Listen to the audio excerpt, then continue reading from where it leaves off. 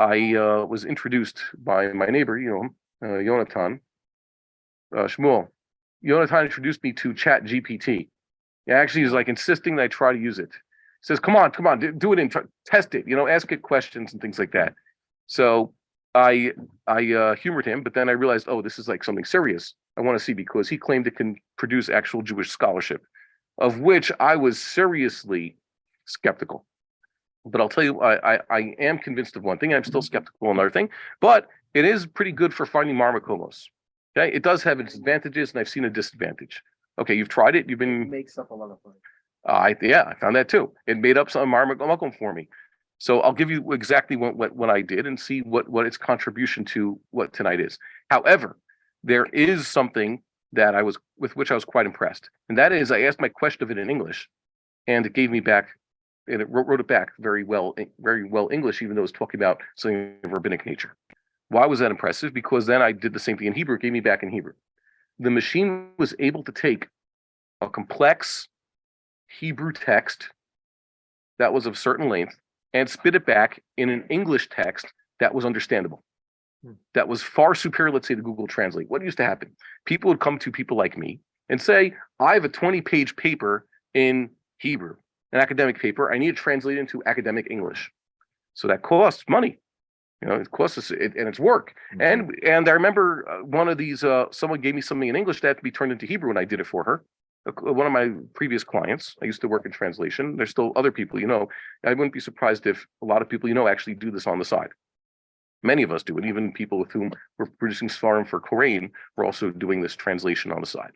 So someone said, how do I know you just didn't put my paper into Google Translate and now that's what you're handing to me? I said, because you could put your paper into Google Translate and you'll get back gibberish and you'll see they actually worked on this thing.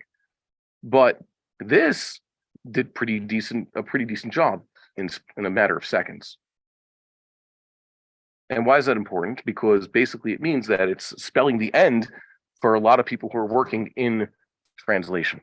This is one of the things, because sometimes technology gets us somewhere, and a real advancement, then it's getting us somewhere. And then you get the people who are opposed to it. Like I said last week, I resigned my membership in the teachers union here. I remember one thing that happened when I first came to Israel was the guys did Ulpan. Who did Ulpan? So I did a professional Ulpan.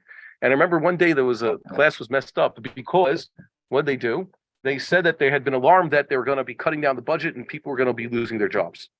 So it was an emergency. Who's going to get cut?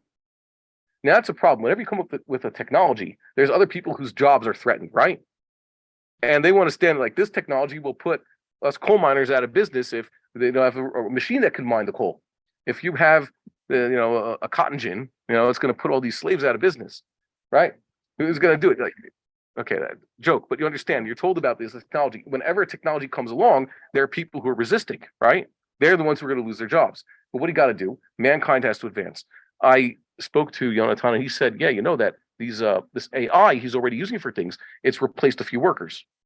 And this is one business that I see that they're going to have a lot less workers. Basically, with the translation, large-scale translation, you're just going to need a few proofreaders and checkers. You're not going to have to have someone sit down and basically type it out and do it. The AI I see is good at this. But as with regards to the actual production of Torah, I hope I've been looking at the screen. I hope no one's been trying to get in. So because they don't let them in. With regards to producing real Torah scholarship, it can find things. It's better than Google at finding things. It doesn't understand things. It understands certain things. Doesn't make things up. Hold on a second. So you have to watch out. And we're going to see an example. So I was asking it basically on Friday afternoon. I was asking it the question that we're going to deal with now, and it gave me back basically the answer that I expected from the Mishnah Berurah, which is pretty good. Okay, so tell me what the Mishnah Berurah says. And then I asked it for someone who disagrees, and it told me that Vilna Gaon disagrees. Really? Well, that's really easy. If you want to say like who disagrees with this major shita that everybody knows, so I would guess the Vilna Gaon, right? That's a safe guess. But then it gave me a Maramakom. And you could actually derive from the Maramakom that even though the Vilna Gaon doesn't explicitly disagree, yes, it's correct. But then I found other things, because once he had tipped me off about this, I was able to mine some other things, and lo and behold, it doesn't fit the sheet of the Gra in a few places. So it was able to help me. When I asked it, wait a minute, but that specific makom it gave me doesn't say what it says. It's like, oh yeah, I'm sorry about that. I got that wrong. Okay. So I have that. Yeah, I asked the follow-up question. No, oh, I made that part up.